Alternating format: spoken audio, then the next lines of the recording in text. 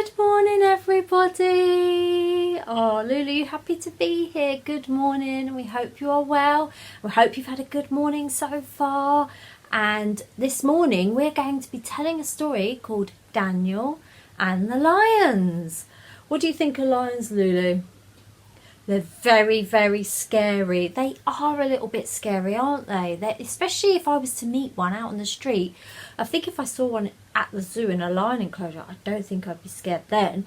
But I think if I met one in the street, that would be really scary. And I have got a lion here. Look at this. Look at this roaring lion. Oh, Lulu, what do you think?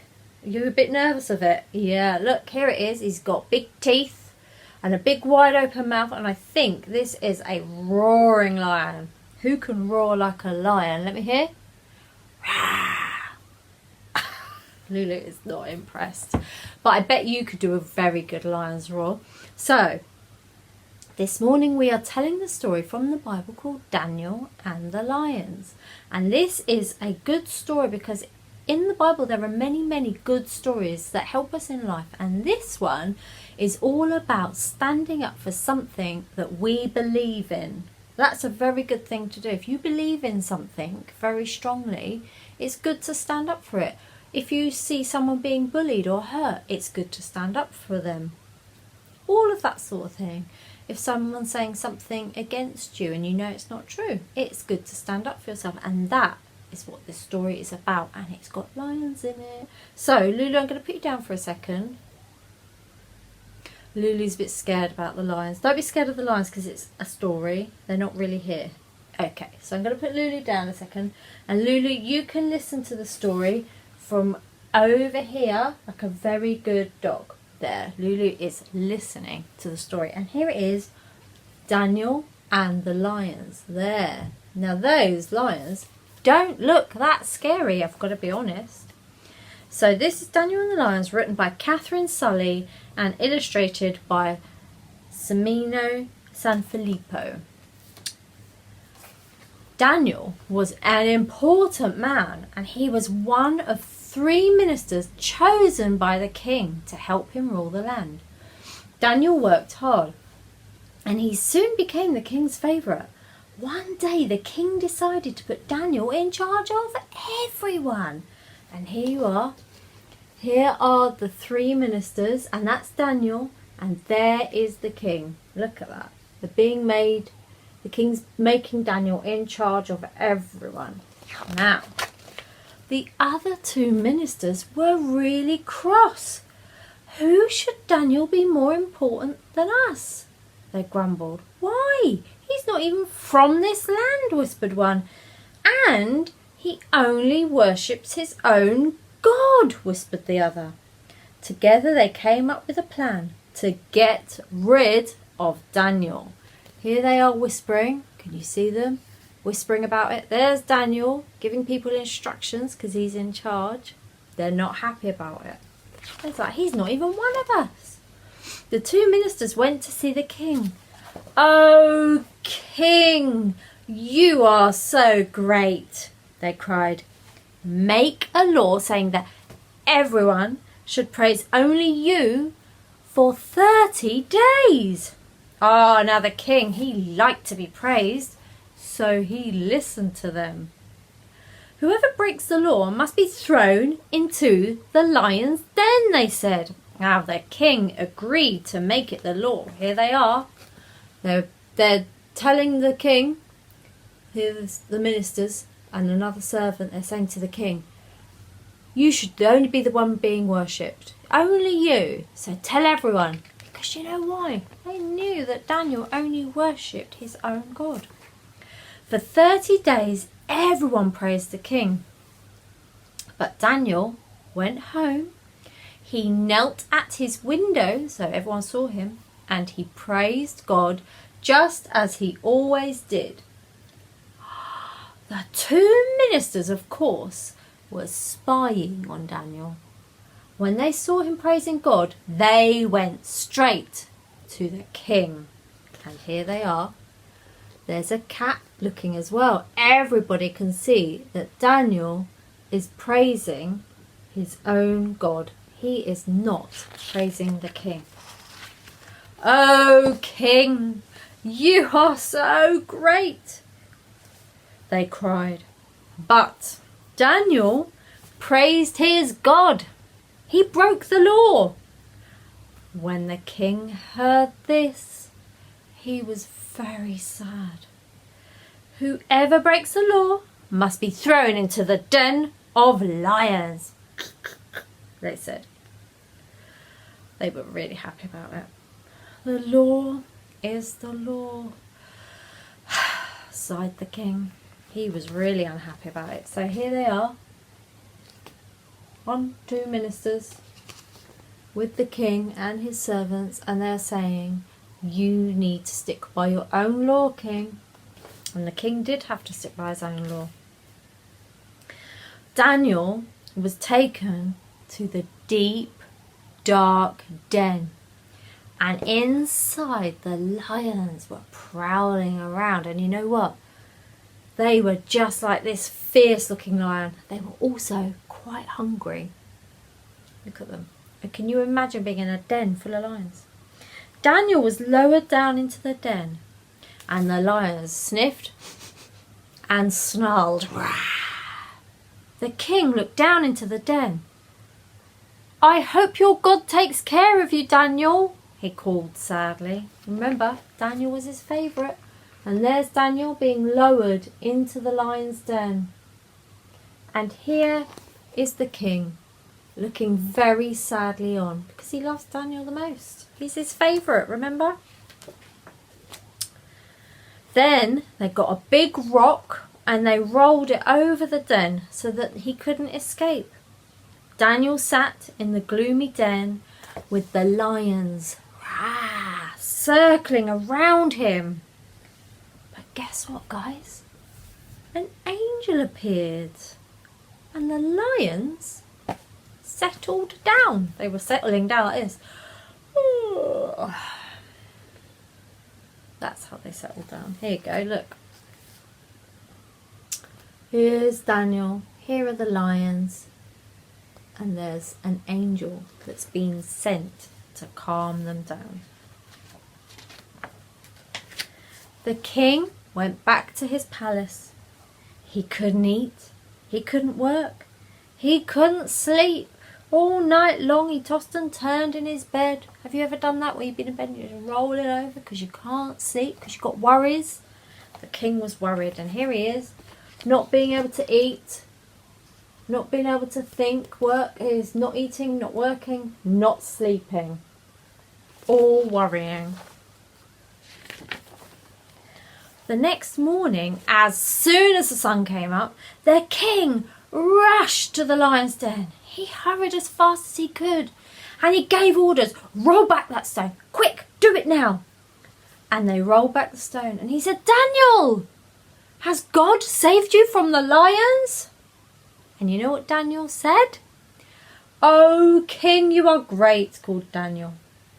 "God sent an angel to tame the lions. I am safe." And here we are. Look, there's the king, very, very worried. Here are the men that rolled back the stone, and there is Daniel with the very tame lions. Can you believe it? The king was so happy as Daniel was lifted from the den. There wasn't a mark on him anywhere. And the king made a new law. From that time on, everyone in the land should worship God. God's law is the law, he said. Here he is. He's giving Daniel a hug.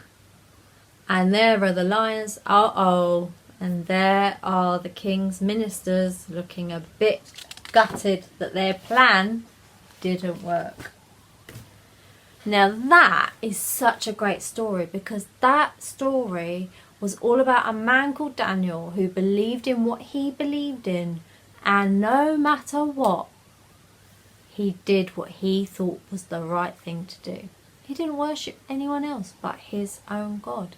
Even the king, who he knew liked him a lot, he still put what he believed was right first, and he still worshipped his own God. What an amazing story. And you know, sometimes we have things that can feel just as scary as a roaring lion coming against us. But you know, when we stand up for what is right, things have a habit of working out fine in the end. And people will have a lot of respect for you as well. Let's get Lulu back. Come on, Lulu. Here she is. What did you think of that story? Lulu liked that story. Yeah, what was your favourite bit? When Daniel was safe. Yes, it was good, wasn't it? And those lions, even though they were a thing to be scared of, weren't scary at all in the end. And that is what life is often like. So now we're going to pray. We're going to pray and we're going to ask God to give you a fantastic day. Right, so bow your head, Lulu. Father God, I just want to pray for every child that is watching this video, and we pray that you give them a really, really great day, and help us all to remember to stand up for what we believe in and what we know is right. And we ask this in your name. Amen. Amen. That's right, Lulu. Okay, guys, have a fantastic morning, and I will see you soon. Bye, everybody. You're going to wave goodbye. Bye.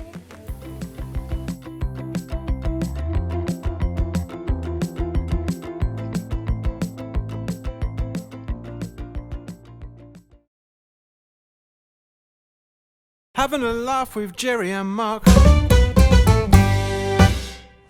Hi guys, Jerry here.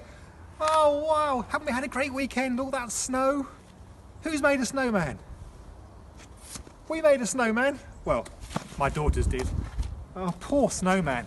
He's only about, well, but he was 8 foot tall, 9 foot tall. He's looking a bit worse for wear now, but anyway, he's still more funny than Mark, I reckon. What do you think? Oh, yes, I like that one. Anyway, this week I thought, what else can we do? Snowman jokes. Snowman jokes. Are you ready? Okay. What do snowmen put on their burgers? What do you put on your burgers? Oh, chili sauce. That's a classic one, isn't it? Oh, okay, number 2. What do you get when you cross a snowman with a baker? What do you get across a snowman with a baker? Frosty the Dough Man. Oh, I know that's a good one. You're laughing at that one. But third one, best till last. Okay. What do you call a snowman's dog? What do you call a snowman's dog? Any ideas? A slush puppy. Mark, you've got no chance. Me and Humps here, we've nailed it. Until then, see you next time. Hi guys, having a laugh with Jerry and Mark here again. Who had snow at the weekend? I tell you what, just a bit of snow made everybody happy. My boys were outside making snowmen and having snowball fights. It was brilliant fun. I don't know about you guys, but it just lightened up the mood, I tell you. Anyway, I don't know if Jerry's jokes are getting any better or not, but I've definitely got a brilliant joke for you this week. And if you don't tell anyone, shh, it's a little bit rude. Don't tell anybody though, don't tell Vic, okay? So, are you listening? And it's going to be a snowman joke, so I thought that'd be a good joke because we've just had snow, so lots of snow. Why don't snowmen like eating carrots? I think. Why don't they like eating carrots?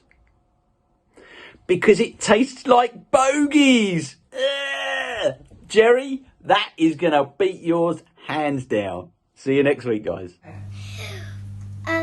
So what do you call a cow eating your grass?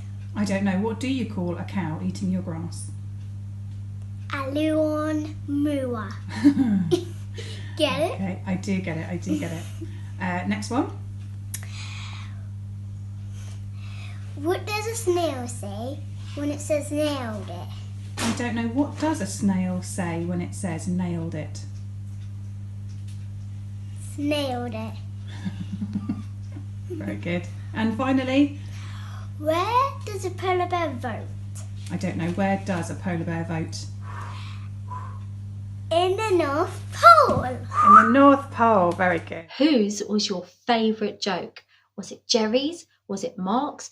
Or was it this week's challenger? Have a vote in the comments below. And if you would like to have a go at a joke off with Jerry and Mark, then let us know in LCF Kids. Having a laugh with Jerry and Mark.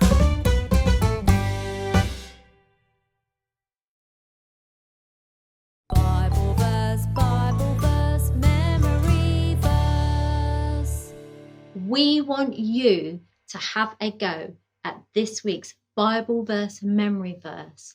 So learn it, get your parent or a grown-up to film you, and then put it in LCF Kids. You'll get a prize every time. Matthew 6, verse 6. But when you pray, go into your room, close the door, and pray to your Father who is not seen. Then your Father who sees what is done in secret will reward you.